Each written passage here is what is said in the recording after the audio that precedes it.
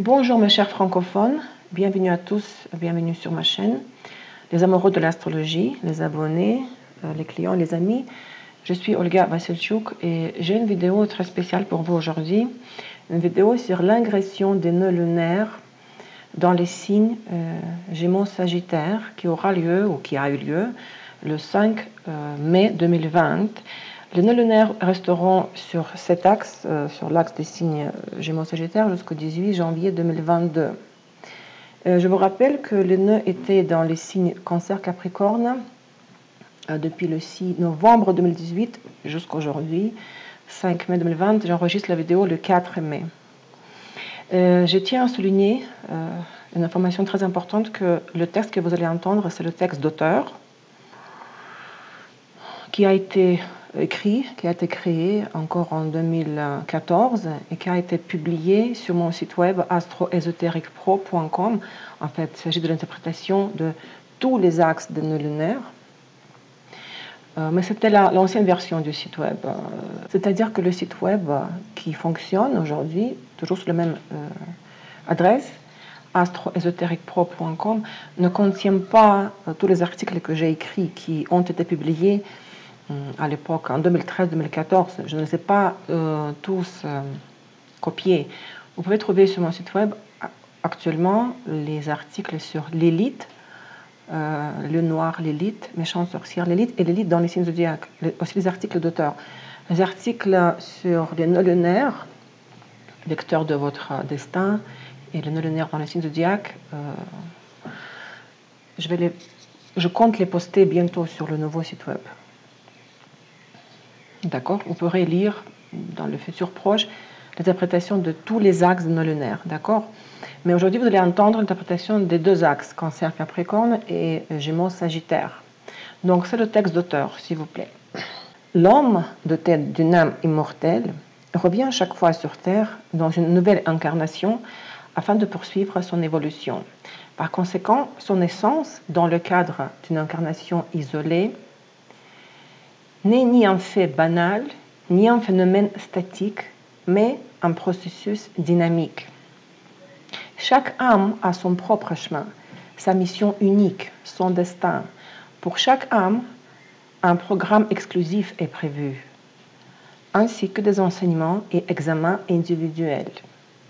Nous sommes tous égaux devant Dieu, dans le sens où les règles sont les mêmes pour tous à l'école de la vie.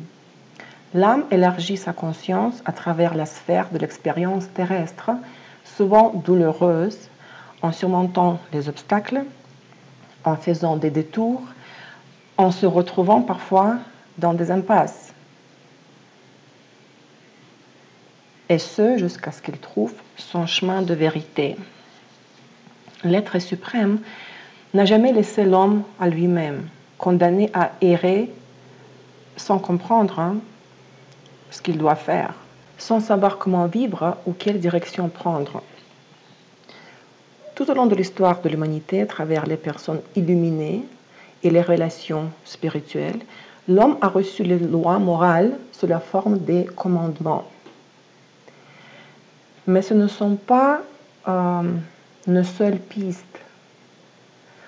Dans notre vie, nous rencontrons souvent des gens qui nous indiquent, qui nous montrent la direction d'une façon claire ou voilée. L'absolu utilise de différents moyens pour nous communiquer ce qu'il attend de nous.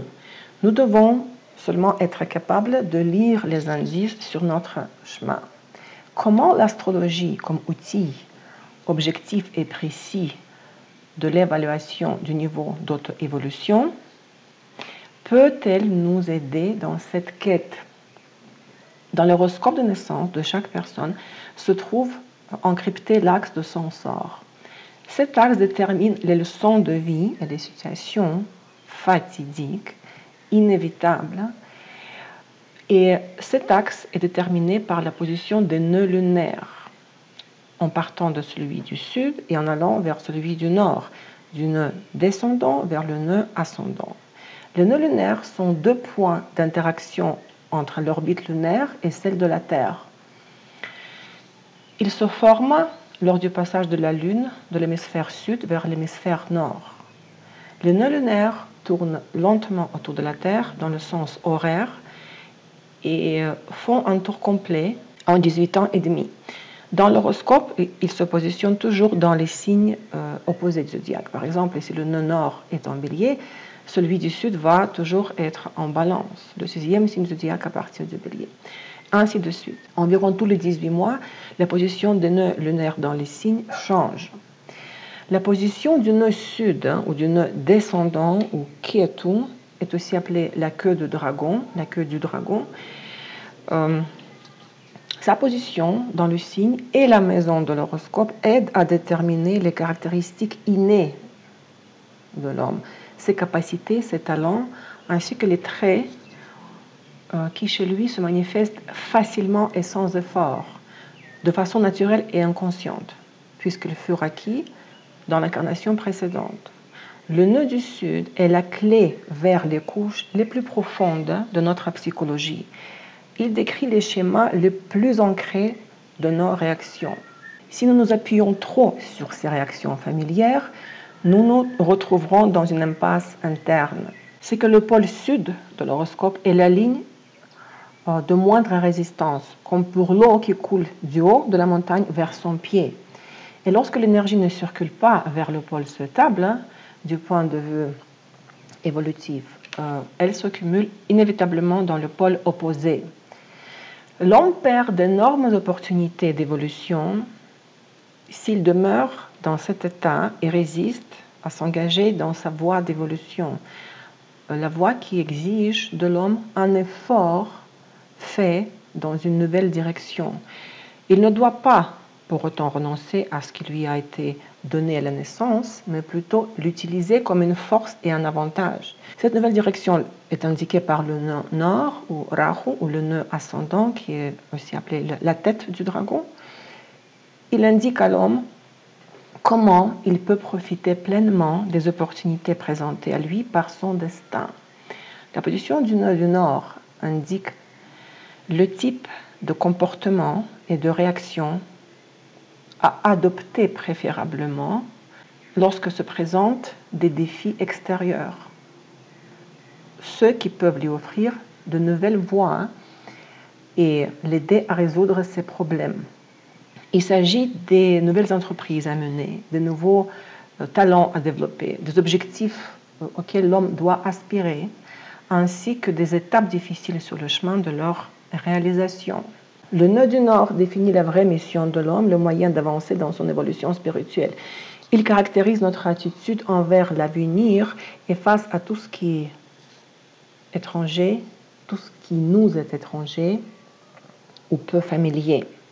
Quand nous arrivons aux âges de 17-19, 37-38, 56-57, 74-75 ans, les nœuds lunaires retournent à leur position initiale. Ce sont des moments clés de la vie qui forcent l'homme à évaluer et à reconsidérer ses expériences vécues, à trouver les causes de ses succès et de ses échecs. Il donne l'occasion d'ajuster les plans pour l'avenir en fonction des résultats du passé. Ce sont les années critiques et parfois fatales. L'âge de 18-19 ans est le moment de la première intégration des effets du nord. La personne commence une vie indépendante, souvent marquée par la douloureuse transition psychologique qui l'a fait passer de l'enfance à l'âge adulte. La période de l'âge 36, 37, 38 est marquée par l'épreuve principale de la maturité. C'est une période de crise profonde et de restructuration interne. Cette période est caractérisée principalement par des événements comme le début des premiers adultères, des tentatives de se remarier, le gain ou la perte de poids, la perte ou la recherche d'emploi. Toute la vie subit des changements radicaux. Les objectifs évoluent, de nouveaux buts, de nouveaux goûts se manifestent, on rencontre de nouvelles personnes, etc. C'est aussi un âge au cours duquel on observe un pic statistique de décès, alors que de somme, toute jeune personne, au plus fort de leur vie et de leur talent, meurt en bonne santé. Pourquoi donc? Que l'homme le veuille ou non, qu'il en soit conscient ou non, il doit souvent régler les problèmes d'ordre cosmique plutôt que des problèmes d'ordre personnel. Et cela, peu importe ses aptitudes ou ce qu'il fait dans la vie. C'est pourquoi nous pouvons si fréquemment voir, par exemple, un astronaute devenir tout d'un coup un prédicateur, un médecin devenir écrivain, un journaliste devenir parapsychologue et le fils d'un avocat se lancer dans la politique. Nous combattons pour l'amour. Il nous semble soudain être un poids. Nous obtenons une éducation, nous n'arrivons pas à l'appliquer dans la vie concrète. Nous acquérons la richesse, nous la perdons en un jour. Nous améliorons la santé, nous mourrons d'un accident. Tous ces imprévus sont l'effet du travail de nos lunaires. Mais il ne s'agit pas de faire un choix catégorique entre ces deux directions, entre le nœud-sud ou celui du nord. Il est très important de ne pas se jeter dans les extrêmes, mais plutôt d'établir un équilibre, car c'est bien l'équilibre qui conduira l'homme vers l'évolution. Si l'équilibre est rompu dans une poursuite exclusive de l'avenir, la personne rejette l'expérience du passé. Elle brûle les ponts derrière elle et perd finalement tout point d'appui. Avec la perte des points d'appui, la vision de la direction à suivre disparaît elle aussi. Si l'équilibre est perturbé en faveur d'un attachement au passé, la personne refuse d'accepter les changements. Elle voudrait que tout dans la vie, que tout dans sa vie se passe suivant les schémas établis dans son passé, à une époque où elle trouvait facilement ses repères. C'est un attachement naturel puisque c'est ainsi que la personne se sent le plus en confiance. Mais cela interrompt son évolution. La personne se met alors à tourner en rond. Idéalement, l'homme devrait établir un équilibre entre les deux nœuds, car cet équilibre aura une incidence sur la qualité de sa vie quotidienne et sur son bien-être. Si cet équilibre n'est pas retrouvé, la personne vivra en fonction du jour passé ou en fonction du lendemain. Et la question est, comment déterminer si un événement dans la vie d'une personne est le reflet de vieilles situations familières ou si c'est l'indice de phénomènes nouveaux est inexploré. C'est tout un art que d'arriver à vivre le jour d'aujourd'hui et savoir déterminer lesquels parmi nos actes sont liés à notre passé. De même, c'est aussi un grand défi que d'identifier les actes qui influenceront sur l'avenir et de savoir quelle influence ils auront. Cet art est certainement l'héritage des sages, mais notre vie nous est justement donnée pour que l'on y acquiert de la sagesse. Ouroboros, l'ouroboros de l'ancien grec ouro, queue et boros, dévorant, littéralement dévorant sa propre queue, c'est le dragon à morphologie de serpent qui s'est enroulé sur soi et qui mord sa queue est l'un des symboles les plus anciens utilisés dans les religions, la magie, l'alchimie, la mythologie et la psychologie. L'ouroboros, je prononce avec l'accent russe, est un symbole gnostique qui représente l'infini, le temps cyclique et la continuité des processus de la vie, les cycles de la perte et de la restauration de l'intégrité. La force qui s'épuise toujours d'elle-même et pareillement se reconstitue d'elle-même. La vérité et la connaissance. Toutes ces significations ont un symbole. Vous devez savoir que dans l'hindouisme, l'ouroboros est associé à la roue de samsara qui symbolise les renaissances consécutives. La doctrine de la réincarnation sous-entend que lorsque l'origine incorporelle d'un individu est reliée à une nouvelle origine, après la décomposition de sa structure incarnée précédente, il conserve les facultés mentales et les acquis correspondant aux résultats de l'existence antérieure, conformément à la loi du karma. La loi du karma, comme image de la souffrance, n'est pas une donnée intrinsèque, mais est la conséquence d'un choix d'un libre choix de l'homme en faveur du mal, entraînant de nombreuses peines et des incarnations répétées. Par conséquent, les philosophes hindous affirment qu'il est possible de mettre fin à la roue de samsara grâce à la libération. Le dragon tantôt sort sa queue de sa bouche et tantôt l'aspire de plus en plus, comme s'il jouait avec l'homme en diminuant sa marge de manœuvre. La vie d'une personne étant encerclée par les anneaux du corps du dragon. Désenchaîner ces anneaux, traverser le point de connexion entre la tête et la queue du dragon est l'ultime réalisation de tout individu. Qu'en est-il de l'axe Cancer-Capricorne? Le nœud était dans ces signes pendant 18 mois jusqu'au présent.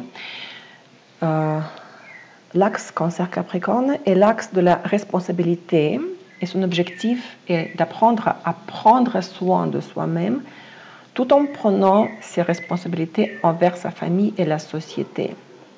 Le Cancer veut être assuré qu'il va recevoir de l'attention et être en sécurité tout en satisfaisant ses besoins émotionnels.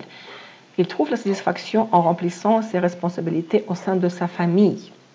Le Capricorne est aussi à la recherche de protection et de soutien, mais il les cherchera dans l'ordre social et les lois, exerçant ses fonctions professionnelles dans les limites prévues. Donc les deux signes sont à la recherche d'un équilibre entre l'égoïsme et l'altruisme.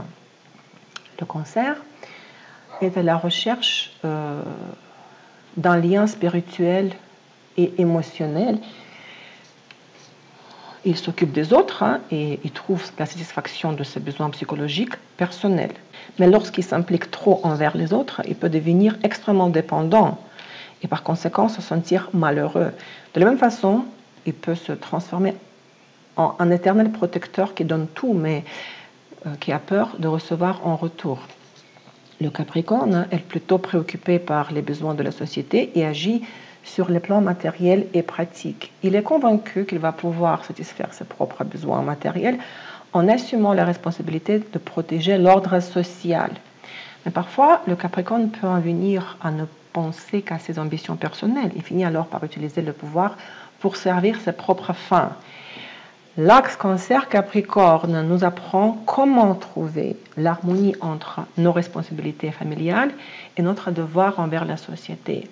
Il nous enseigne à comprendre que tant que nous ne pouvons pas nous aider nous-mêmes, nous ne pouvons pas bénéficier de l'aide des autres. Et puis, en aidant les autres, nous pouvons leur montrer comment prendre leur propre vie en charge. Et maintenant, le nœud lunaire dans les signes Gémeaux-Sagittaire. La partie, je pense que tout le monde attend. Donc, le nœud lunaire entre dans ces signes aujourd'hui, demain, nous sommes le 4 mai, à partir du 5 mai. L'axe Gémeaux-Sagittaire est l'axe du mental et son objectif est d'apprendre à équilibrer ses aspects inférieurs et supérieurs du mental. Les Gémeaux explorent le monde, recueillent de l'information, établissent des contacts, alors que le Sagittaire tend à chercher un concept unique, une vérité absolue. Le rôle des Gémeaux est d'explorer leur environnement et de réunir des éléments épars. Ils sont familiers avec tous les langages et tous les modes de communication et ont une curiosité insatiable. Les Gémeaux étudient les deux extrêmes d'une situation en comparant les pôles opposés. Nous reconnaissons là, bien sûr, la dualité inhérente à ce signe. Mais souvent, les Gémeaux manquent de la concentration et de l'attention qui pourrait leur faire voir les choses en perspective et leur révéler le tableau d'ensemble qui forme les différentes composantes d'une situation. L'attention du Sagittaire est attirée par la vision globale. Concentrant son énergie en un seul point, il est entièrement absorbé par la recherche de la vérité absolue dans les sphères théoriques, philosophiques, spirituelles et théologiques. Le Sagittaire veut en finir avec la dualité en réconciliant les opposés en une structure uniforme. Il risque de blesser involontairement les sentiments de ceux qui ont des idées différentes et peut-être plus personnelles sur la vérité, ainsi que de devenir obsédé par la recherche d'une vérité collective, convaincu que la fin justifie toujours les moyens. Donc l'axe Gémeaux-Sagittaire nous enseigne à cultiver notre curiosité et notre flexibilité tout en se laissant guider par la conscience supérieure et la philosophie, à communiquer avec soi-même et les autres, et cela sans négliger la quête des vérités universelles. Ici, pareil, deux possibilités de la position de nœud lunaire sur l'axe de ces signes. Le nœud sud en Gémeaux, le nœud nord en Sagittaire. Le don du nœud sud en Gémeaux est une soif d'exploration du monde, un esprit vif, ouvert à toutes sortes de nouvelles idées, ainsi qu'un amour pour la variété et les nouveaux concepts. Le piège, un manque de focus et une difficulté à compiler l'information, ce qui risque de placer la personne dans une situation décrite comme il essaye tout, mais finalement, il ne sait rien faire. L'objectif pour la personne ayant le nœud sud en Gémeaux, le nœud nord en Sagittaire, c'est d'apprendre à recueillir les données et à les systématiser, rechercher les points communs, les points en commun qui unissent les dualités. En coopérant avec le Sagittaire, les Gémeaux seront en mesure de tirer d'une variété de sources d'informations la compréhension du fonctionnement de l'univers ainsi que la compréhension de notre place dans ce monde à une plus grande échelle. La deuxième possibilité. Le nœud sud en Sagittaire, le nœud nord en Gémeaux. Le don du nœud sud en Sagittaire est la compréhension de l'interaction entre l'univers et la société, un système de croyances très solide, une philosophie de vie qui aide à exprimer son individualité. Le piège, si la personne s'accroche trop à sa conviction et ne prend pas en compte la conception du monde des autres, elle peut devenir quelqu'un qui a une attitude du type je suis plus pieux que toi, et une tendance de comportement décrite comme il parle, mais il ne fait pas grand-chose. L'objectif pour la personne ayant le nœud sud en Sagittaire, le nœud nord en Gémeaux, c'est d'apprendre à partager l'information générale, comme le savent si bien faire les Gémeaux, et appliquer les convictions du Sagittaire dans la vie quotidienne en même temps. C'est alors qu'elle constatera que la vérité absolue possède de nombreuses formes. Maintenant, qu'en est-il de l'ingression même de ces jours? Si nous mettions l'accent sur Rahu, le nœud ascendant du Nord, qui indique la voie du développement spirituel évolutif d'une incarnation particulière, Rahu passe du Cancer en Gémeaux. Je vous invite à réfléchir au symbolisme du signe de Cancer et du signe des Gémeaux, lui précédant du point de vue du mouvement des signes zodiaques dans la roue zodiacale. C'est-à-dire que les Gémeaux précèdent le Cancer, mais les nœuds se déplacent dans l'autre sens. Ils se décalent sur l'axe des signes précédents. Si nous parlions des signes du zodiaque en tant que des étapes symboliques du développement de la vie, en tant que des niveaux et des étapes de l'adaptation à la réalité, et non en tant que des caractéristiques astropsychologiques des personnes nées sous un tel ou tel signe zodiaque. Alors la transition du stade du signe de Gémeaux au stade du signe de Cancer serait une transition de la vie comme l'inquiétude éternelle, préoccupations éternelles de la vie dans une société de personnes avec qui vous devez partager toutes vos pensées et idées, à la vie comme un processus de survie et de la satisfaction des besoins vitaux. Le signe de Gémeaux précédant le signe de Cancer symbolise le respect des droits des autres. Si l'individu veut préserver, s'il veut ne pas perdre la société qui l'entoure, dont il a besoin pour survivre, mais ce n'est pas suffisant. La mission des Gémeaux est également de diffuser sa compréhension du monde à la myriade de personnes qu'il rencontre au cours de sa vie. Et en même temps, il faut savoir voir le monde par les yeux des autres. Si nous voulons comprendre pourquoi les gens ne nous écoutent pas, nous devons nous mettre à leur place. Et en fin de compte, nous arriverons à la prise de conscience que tous les traits négatifs que nous attribuons aux autres sont les traits que nous ne comprenons pas en nous-mêmes.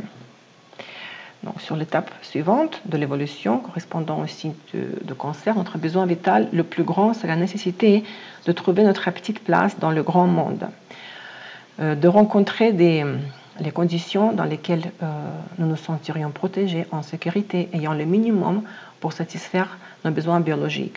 Et à ce stade, ce qui est aussi important pour nous, c'est de connaître nous-mêmes, ainsi que nos motivations profondes, intérieures, émotionnelles. L'ingression de nos lunaires des signes de Cancer Capricorne, donc Rahu passe de Cancer en Gémeaux et Ketu passe de Capricorne en Sagittaire le 5 mai 2020 déterminera les thèmes des éclipses entre l'été 2020 jusqu'à automne-hiver 2021. D'ici le début d'été 2020, après les tentatives de la construction d'un nouvel ordre, sur le signe de Cancer, en nous concentrant sur ce qui est la base de notre réalité, sur ce qui est le fondement des projets de vie, nous passerons à une telle étape de la vie dans la société lorsque nous nous soucions des choses de tous les jours, lorsque nous considérons les opinions et les points de vue des autres, recherchons des nouvelles voies dans la vie, lorsque nous diffusons des idées en les popularisant même. En quoi d'autre la vie en société, selon le signe de Gémeaux, consiste-t-elle?